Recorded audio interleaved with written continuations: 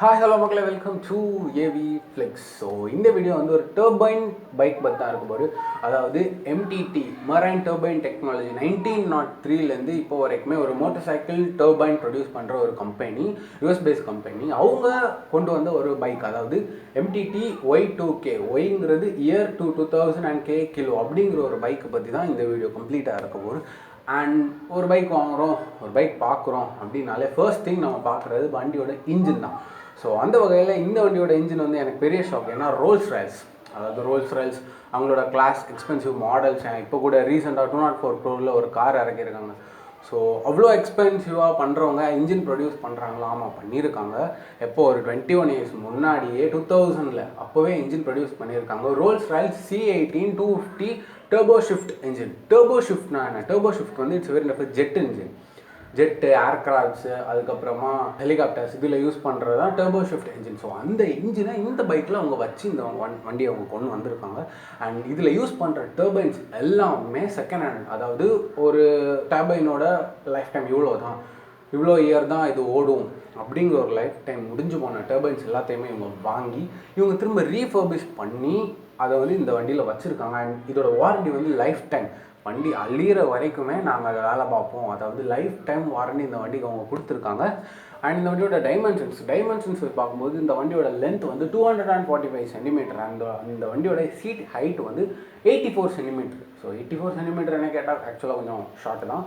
And இதோட fuel capacity வந்து 34 litre. ஐ மீன் ஒரு டர்போ ஷிஃப்ட் என்ஜின், அதனால ஃபியூல்ஸ் வந்து ரொம்ப ஹைப்ரிட் அண்ட் ரொம்ப ஏர்க்ராஃப்டில் யூஸ் பண்ணுற, ஹெலிகாப்டர் யூஸ் பண்ணுற ஃபியூல் தான் அப்படி கிடையாது. டீசல், கெரோசின் அண்ட் ஜெட்ஏ, அதாவது கெரோசின் கிரேடட் ஃபியூல்னு சொல்லுவாங்க, ஜெட்ஏ, இந்த 3 ஃபியூல் தான் இந்த வண்டியில் யூஸ் பண்ணியிருக்காங்க. அண்ட் இந்த வண்டியோட டிரான்ஸ்மிஷன் வந்து 2 speed ஆட்டோமேட்டிக். அதாவது 2 speed ஆட்டோமேட்டிக்னா ஒரு கியர்லேருந்து இன்னொரு கியர் ஷிஃப்ட் பண்ணுற அந்த டைம் கூட கிடையாது. அந்தளவுக்கு இந்த வண்டி பிச்சுட்டு போகும் அப்படிங்கிற ஒரு இதெல்லாம் 2 speed ஆட்டோமேட்டிக்.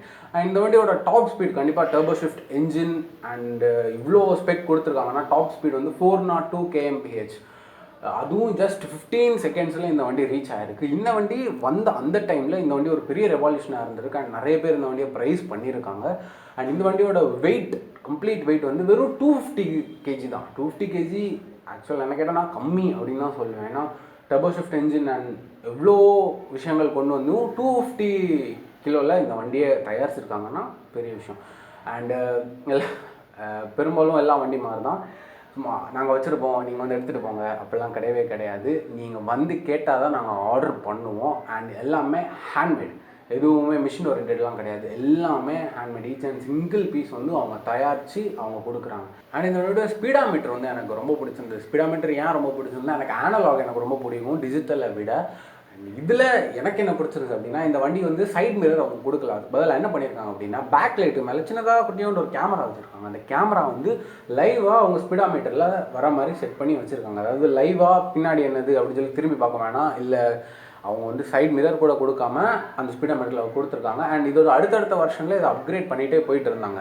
அண்ட் இதோட ப்ரைஸ் பார்க்கும்போது 2000 நம்மளோட காசுக்கு 96 lakhs. அப்போ இப்போ ஒரு வண்டி லான்ச் ஆகுது, இல்லை ஒரு மாடல் ரிவீல் பண்ணாலுமே அந்த வண்டிக்கு ஒரு பெரிய குரூப் ஆஃப் பீப்புள்ஸ் வந்து வெயிட் பண்ணிகிட்டே இருக்காங்க, எப்போ வாங்கலாம், எப்போ அதை ரைட் பண்ணலாம் அப்படின்னு. ஸோ அந்த வகையில் இந்த வண்டிக்காக ரொம்ப நாள் ஒருத்தர் வெயிட் பண்ணிருக்காரு, ஜே லினோ. அவர் தான் MTT Y2K ஃபர்ஸ்ட் ஓனர். அவங்களுக்கு தான் ஃபர்ஸ்ட் வெஹிக்கிள் கொடுத்துருக்காங்க. அதாவது MTT Y2K serial number 002. So அவர் அந்த வண்டியை வாங்கினதுக்கப்புறமா அவர் ஒரு வார்த்தை சொல்கிறார், என்ன அப்படின்னா, it's really scare half to death and it's a great fun and the ever sexiest bike and it's like a jet அப்படின்னு சொல்கிறாரு. அதுக்கப்புறமா பேசிகிட்டு இருக்கும்போது அவர் ஒரு இன்சிடென்ட் சொல்கிறார். என்ன அப்படின்னா, அவர் ஒரு வாட்டி டிராஃபிக்கில் வெயிட் பண்ணிகிட்டு இருக்கும்போது இந்த வண்டியோட எக்ஸாஸ்ட்லேன்னு வந்த ஹீட்டு பின்னாடி இருக்க காரோட பம்பரை உருகிருச்சு அப்படின்னு சொல்லி அவர் சொல்லியிருக்காரு. அந்த அளவுக்கு அந்த ஹீட் இருக்குது அப்படின்ட்டு. அதுக்கப்புறமா ஜான் கேண்டல்னு ஒருத்தர் இந்த வண்டியை வாங்கி இந்த வண்டியை வந்து அவரோட எக்ஸ்பீரியன்ஸ் என்ன சொன்னார்னா, it's like bungee jumping without the bungee that pulling you upward and backward அப்படின்னு சொல்லியிருக்காங்க. அண்ட் இந்த வண்டி MTTயோட பிரசிடென்ட் டெட் அவர் இந்த வண்டியை ஓட்டி பார்த்துட்டு it's just like piloting a jet அப்படின்னு சொல்லியிருக்காங்க. ஸோ நானும் இந்த வண்டியோட எக்ஸாஸ்ட் சவுண்ட் என்ன, அதாவது யூடியூப்பில் போய் MTT Y2K எக்ஸாஸ்ட் சவுண்ட் அப்படின்னு நான் டைப் பண்ணி நான் பார்த்தேன். அண்டு இது வந்து நார்மலாக எல்லா வண்டியும் இல்லாமல் ஒரு ஜெட் ஸ்டார்ட் பண்ணால், ஸோ ஆகா ஓகோ அப்படின்னு கிடையாது, ஒரு ஜெட் ஸ்டார்ட் பண்ணால் என்ன சவுண்ட் வருமோ கிட்டத்தட்ட அதே சவுண்ட் தான். அண்ட் நான் ஸ்டார்டிங்லேயே சொன்னேன் இட்ஸ் டர்போ ஷிஃப்ட் என்ஜின் அப்படின்ட்டு. ஸோ அதிலே வந்துடும் மீன்ஸ் டர்போ ஷிஃப்ட் என்ஜின் எப்படி ஸ்டார்ட் பண்ணுமோ அதே இதுதான் இந்த வண்டிக்கு கொடுத்துருக்காங்க. ஸோ உங்களுக்கு டைம் இருந்தால் உங்களுக்கு பார்க்கணுன்னா நீங்கள் தாராளமாக போய் பார்க்கலாம். நான் டைப் பண்ணதே நீங்களும் டைப் பண்ணலாம். அண்ட் இந்த வண்டியோட ப்ரொடக்ஷன் வந்து 5 வருஷம் கொடுத்துருக்காங்க, 5 வருஷம் பண்ணியிருக்காங்க. அதாவது 2000லேருந்து 2005 வரைக்கும் ப்ரொடக்ஷன் பண்ணியிருக்காங்க. ஸோ இந்த 5 வருஷத்தில் யாரெல்லாம் கேட்குறாங்களோ அவங்களுக்கு தான் அவங்க கொடுத்துருக்காங்க. சும்மா செஞ்சு வச்சுட்டு வந்து எடுத்துகிட்டு போங்க அப்படிலாம் கிடையாது. ஸோ அவங்க ஸ்டாண்டர்டில் அவங்க இருந்திருக்காங்க.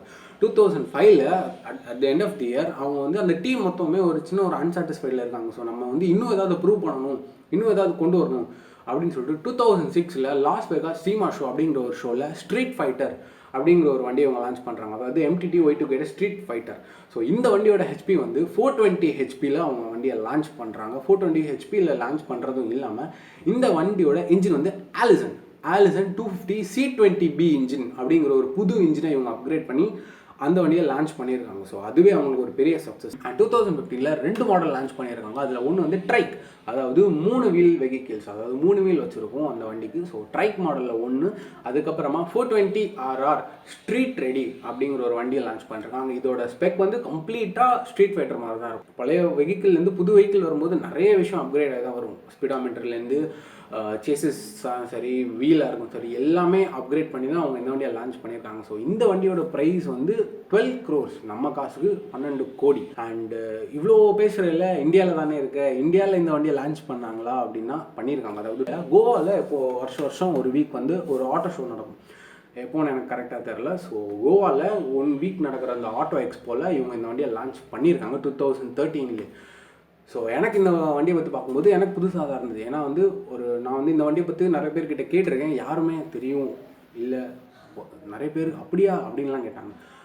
ஸோ இந்த வண்டியை பற்றி பார்க்கணும்போது நான் நிறைய பார்த்தேன், நிறைய இந்த வண்டியை பற்றி கூகுள் பண்ணேன், யூடியூப் பண்ணேன், நிறைய விஷயங்கள் எனக்கு சர்ப்ரைஸாக இருந்துச்சு. ஸோ அதனால தான் நான் இந்த வீடியோ, அதனால மீன்ஸ் இந்த வண்டி எனக்கு பிடிச்சிருந்துச்சு. So I would like to tell, அதனால தான் நான் இதை பண்ணேன்.